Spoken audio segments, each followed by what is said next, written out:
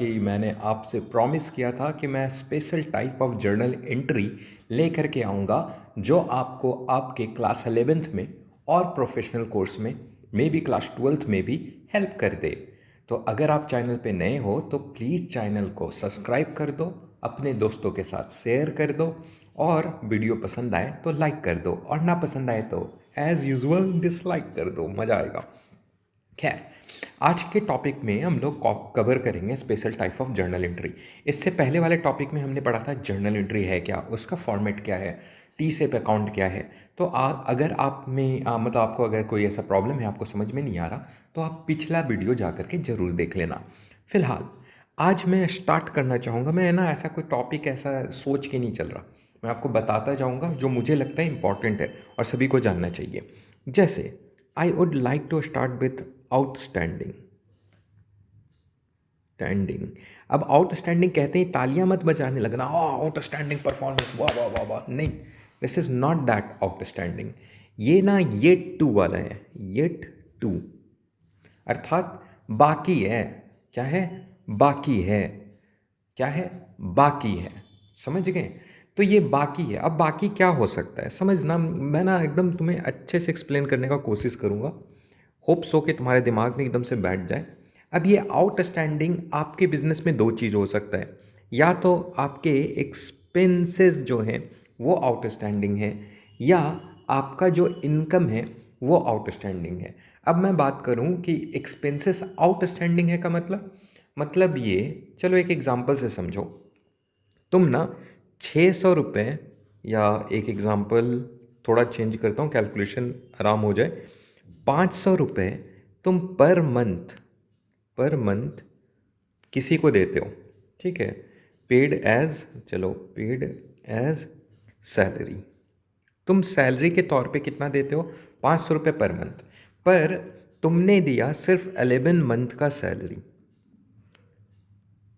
ठीक है, सैलरी। तो इसका मतलब तुमने दिया 11 × 500, विच मीन्स 5500, 5500, ठीक है, 5500 ही होगा ना? नहीं, हाँ सही है, ठीक है। अब सुनो, जबकि तुमको एक फाइनेंशियल ईयर में या अकाउंटिंग ईयर में कितना रुपए देना चाहिए था? तुम्हें देना चाहिए था 12 × 500, विच इज 6000, है ना? तो यहाँ पे आउटस्टैंडिंग कितना रह गया? Can you tell me? तो आप कहोगे कि मुझे देना तो 6000 था पर मैंने दिया 5500। इट मीन्स कि 500 जो है वो मेरा आउटस्टैंडिंग है, यानी बाकी है, मैंने दिया नहीं, यानी ये टू है।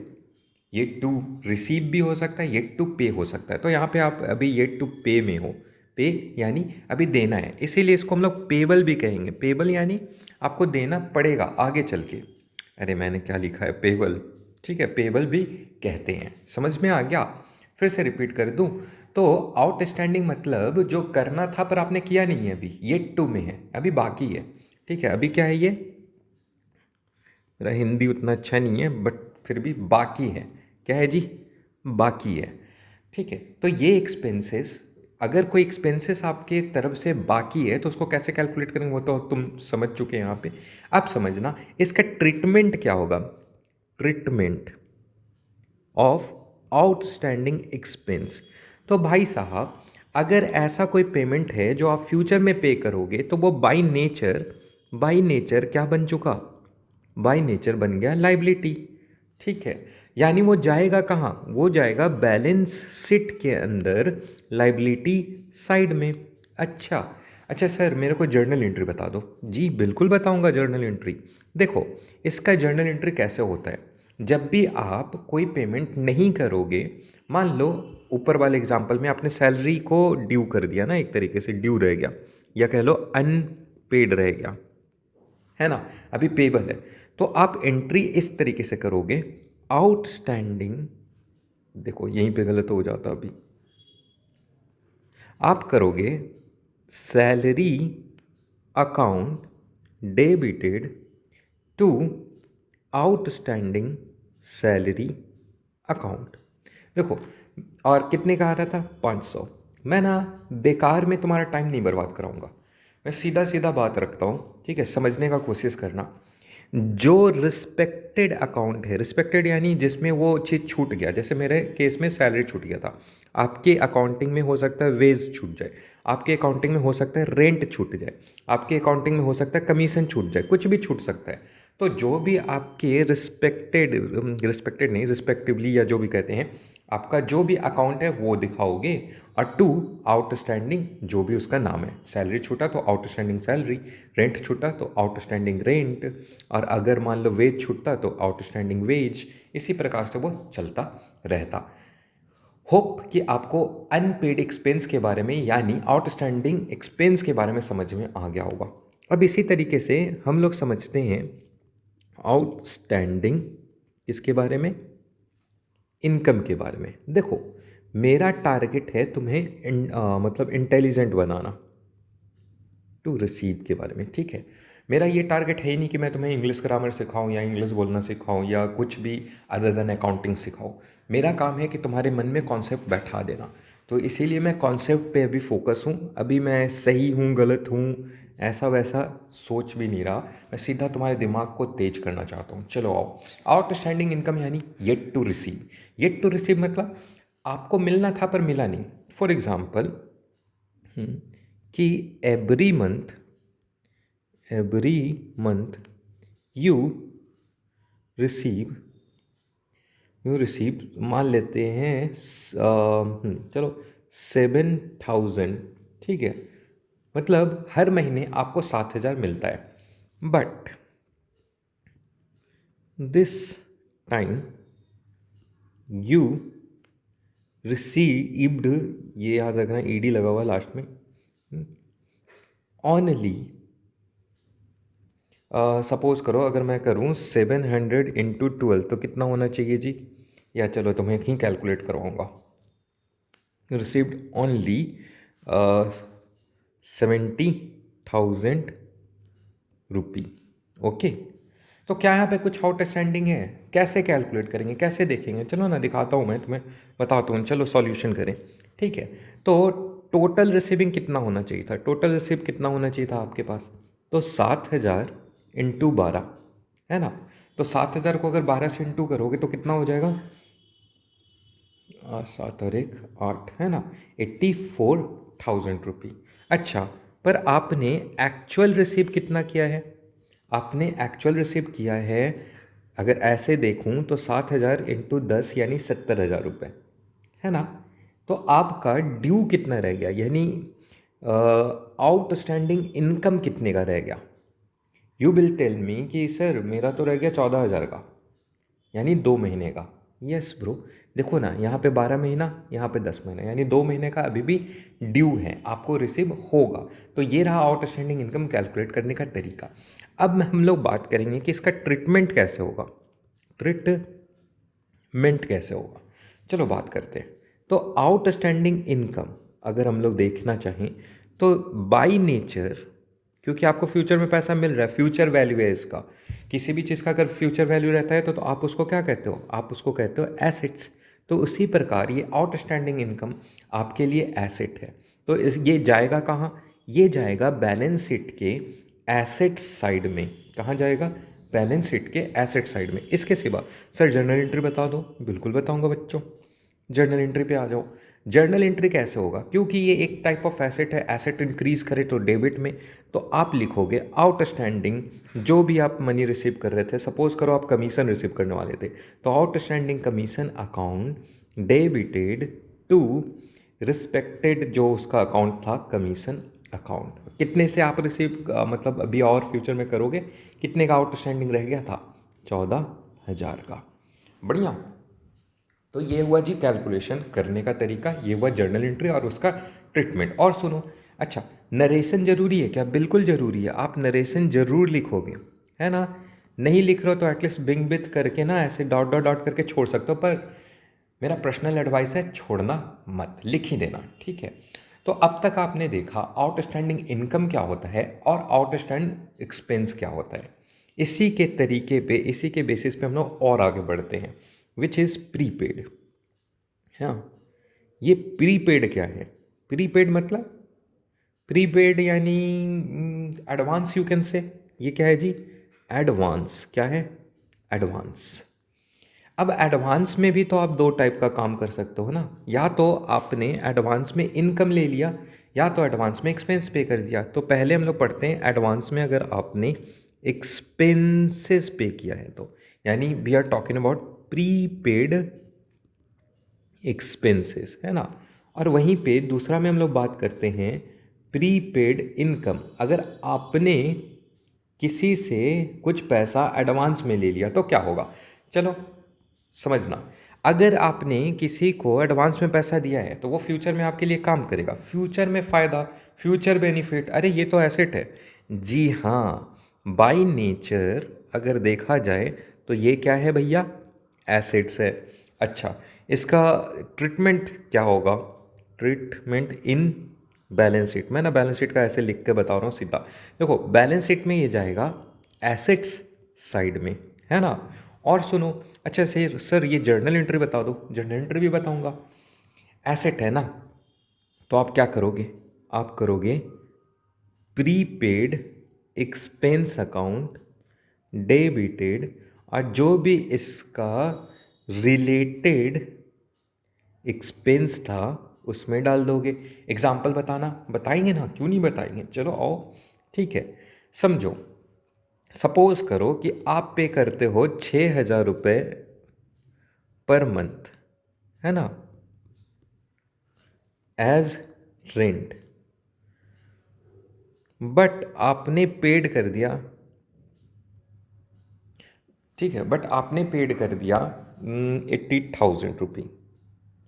ठीक है, अब कैसे पता चलेगा कि प्रीपेड है कि नहीं, चलो सॉल्यूशन करके देखते हैं हम लोग। ठीक है, तो टोटल पेमेंट कितने का होना चाहिए था, आप बोलोगे कि sir total 6,000 into 12 is equal to 72,000, है ना।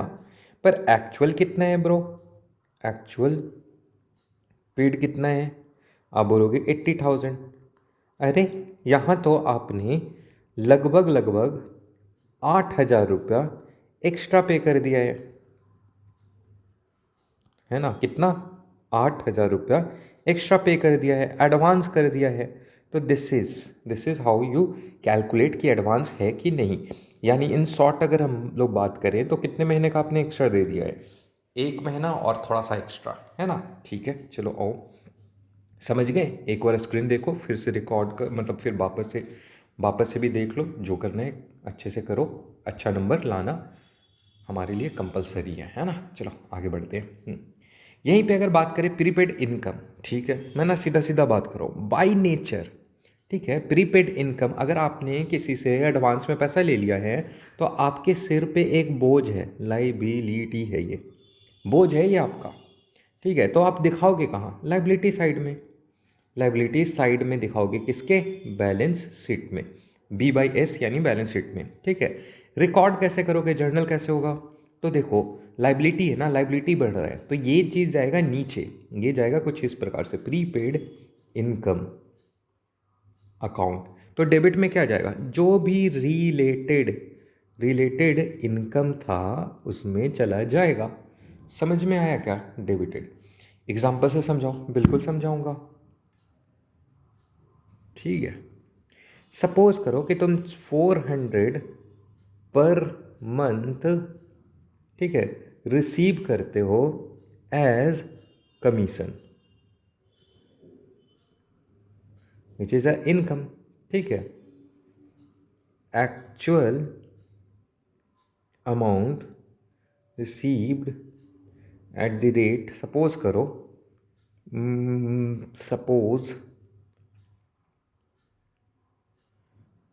सपोज कर लेते हैं 5,200। ठीक है, ऐसे ही कुछ नहीं लिख सकता, इसलिए थोड़ा सा दिमाग में कैलकुलेट करना पड़ता है। तो आप कैसे समझोगे कि यहाँ पे एडवांस हुआ है कि नहीं, चलो देखते हैं एक बार। टोटल कितना अमाउंट हमें रिसीव करना चाहिए था, यू विल टेल मी कि 400 इंटू 12, क्योंकि 12 महीना होता है ना। तो इस हिसाब से आपको रिसीव करना चाहिए था 4,800, है ना। पर आपने एक्चुअल रिसीव कितना का किया, एक्चुअल रिसीव आपने किया 5,200 का। इसका मतलब एडवांस कितने का हो गया है, चलो देखो 5200, 5200 में से 4800 कैंसिल आउट करेंगे, जीरो जीरो, यहाँ आ गया 4, यानी 400 रुपये, यानी 400 रुपये एडवांस आपको मिल चुका है। वो 400 रुपये एडवांस मिला है तो आपके लिए खुशी नहीं दुख है, क्यों? क्योंकि अब आपको फ्यूचर पे काम करना पड़ेगा, चाहे मन हो या ना हो, वो लाइबिलिटी है आपके लिए। ठीक है, ये हो गया जी, हमने क्या क्या पढ़ा एक बार जल्दी से फास्ट रिकैप लेते हैं बिना टाइम बर्बाद किए हुए। आउटस्टैंडिंग, आउटस्टैंडिंग के अंदर दो चीज़, एक तो आउटस्टैंडिंग इनकम, दूसरा आउटस्टैंडिंग एक्सपेंस। वहीं प्रीपेड हमने पढ़ा, प्रीपेड यानी एडवांस, इसके अंदर भी दो चीज़, एक तो इनकम, दूसरा एक्सपेंस। देखो आउटस्टैंडिंग इनकम जो है वो बाई नेचर एसेट्स है, बैलेंस शीट में एसेट साइड में, लेकिन एक्सपेंस क्या है, लाइबिलिटी है। ठीक है, इनकम का जर्नल एंट्री क्या होगा, इनकम का जर्नल एंट्री होगा outstanding income account debited to जो भी रिलेटेड इनकम है उसमें चला जाएगा। वहीं लाइबिलिटी जस्ट अपोजिट, ऊपर आप रखोगे रिलेटेड एक्सपेंस अकाउंट, है ना, टू क्या रखोगे जी, आउटस्टैंडिंग एक्सपेंस अकाउंट। क्यों? क्योंकि वो लाइबिलिटी है, ये डेबिट या क्रेडिट। यहीं पे आप इसमें आओ तो प्रीपेड इनकम जो है वो आपके लिए लाइबिलिटी है। क्यों? क्योंकि आपको मतलब एडवांस में पैसा मिला है तो आप काम करना पड़ेगा। वहीं एक्सपेंस जो है वो क्या है आपके लिए, एसेट्स है। क्यों? क्योंकि फ्यूचर में वो व्यक्ति आपके लिए काम करेगा। ठीक है, जर्नल एंट्री का बात करूं तो आप पे मैं छोड़ता हूं, नीचे कमेंट में जर्नल करके बताओ मेरे को। ठीक, अब आगे बढ़ते हैं हम लोग कुछ और भी। अब इसी प्रकार से ना हम लोग आगे बढ़ते हैं। आगे का टॉपिक है जी loss by. Loss by, loss by anything brother, anything, anything like loss by fire, और like loss by earthquake, like tsunami, like कुछ भी चीज़, बस कुछ भी चीज़। एक एग्जांपल लेते हैं हम लोग लॉस बाई फायर का, तो इसके लिए एंट्री क्या होगा, है ना। देखो जब भी लॉस बाय फायर हो तो आपके लिए जर्नल एंट्री कुछ इस प्रकार होगा। इसको हम लोग 3 कैटेगरी में बांटते हैं, ए, बी एंड सी। अब लोग हैं क्यों, बता रहा हूँ। एक जब लॉस होगा तब, लॉस क्योंकि एक एक्सपेंस है, बुरा चीज़ है, मतलब काइंड ऑफ एक्सपेंस है, मैं ये कह रहा हूँ, अब इसमें गलती है मत चिल्लाने लगना। Loss by fire account debited to, to what, to जो भी आपका गुड्स जला, है ना, वो आपका क्या हो सकता है, वो आपका स्टॉक हो सकता है। जब स्टॉक होगा तो आप बनाओगे परचेजेस अकाउंट। किसके केस में, मैं बोल दूं स्टॉक के केस में भाई। ठीक है, लेकिन मेरा तो फर्नीचर चला है सर, तो I will say furniture. Sir मेरा तो स्कूटर जला है, मशीनरी जला है, तो मशीनरी अकाउंट। सिंपल, समझ में आया क्या। लॉस बाई किसी भी चीज़ से लॉस होगा तो आप उसका अकाउंट ऊपर डेबिट में करोगे। Loss by fire, loss by theft, loss by earthquake, loss by anything, anything, वो कहाँ जाएगा, डेबिट में। और जिस चीज़ का लॉस हुआ है वो इधर। चलो फिर से रिपीट कर दूँ, आपने इधर परचेस अकाउंट जो बनाया है वो स्टॉक के लिए बनाया है, लेकिन अगर फर्नीचर हो तो आप फर्नीचर नाम लिखोगे, अगर मशीन हो तो मशीन लिखोगे, बिल्डिंग हो तो बिल्डिंग लिखोगे। इट्स सो नॉर्मल, समझ में आ गया। अब क्या है ना कि आपका लॉस हुआ तो अब आप जाओगे क्लेम करने। क्लेम क्या क्लेम करना है, इंश्योरेंस क्लेम करना है। जब आप इंश्योरेंस क्लेम करने जाओगे तो एंट्री कुछ इस प्रकार से होगा, insurance claim receivable account debited to loss by fire account. जितना भी अमाउंट से लॉस हुआ वो आप उसमें दिखा दोगे। जब आपको पेमेंट रिसीव होगा, मतलब यहाँ पे क्या लिख सकता हूँ मैं, रिसिप्ट ऑफ क्लेम। ठीक है, तो जब भी आप रिसिप्ट करोगे क्लेम को तो आपके पास चाहे कैश के थ्रू, अब तो बैंक में ही आएगा, या चाहे बैंक के थ्रू पैसा आएगा, अकाउंट डेबिटेड टू इंश्योरेंस, वही जो ऊपर आपने लिखा था, क्लेम रिसीवेबल अकाउंट। देखो ना, जर्नल एंट्री कुछ इस प्रकार से होता है, जैसे आपने इसको इधर क्रिएट किया तो अब आपको उसको क्लोज भी करना होगा, तो इसीलिए आप इसको यहाँ पे एंट्री कर रहे हो। जब आपको पैसा मिल जाएगा तब आप ये एंट्री करके मामला ख़त्म कर देना। अब देखो, हो सकता है कि आपने 2,000 का क्लेम किया था, ठीक है, और वहाँ से सिर्फ 1,500 रिसीव हुआ, है ना, सिर्फ 1,500 रिसीव हुआ, तो इस केस में लॉस हो जाएगा। तो प्रॉफिट, जैसे ना मान लो यहाँ पे ये 1,500 ही रिसीव होता, तो आप लिखते 1,500 और साथ ही साथ में प्रॉफिट एंड लॉस अकाउंट भी बनाते डेबिट साइड में 500 से, और टोटल क्लेम 2,000 का होता। समझ रहे हो क्यों? क्योंकि आपको हुआ है लॉस, ठीक है। यही प्रॉफिट होता तो क्या एंट्री होता, यानी गेन अगर हो जाता तो फिर क्या एंट्री होता, ये बताओ तुम। ठीक, आपने क्या क्या समझा आउटस्टैंडिंग, प्रीपेड एंड इंश्योरेंस का। अभी मेरे पास एक सवाल है, जिस सवाल को हम लोग नेक्स्ट वीडियो में सॉल्व करेंगे। सपोज करो तुम्हारे लिए मैं एक क्वेश्चन दे रहा हूँ कि you purchased a white board eight the rate suppose 1,500, इससे ज़्यादा का तो आता नहीं होगा अब, 1,500 ओनली, ठीक है। पास दी नेसेसरी जर्नल एंट्री।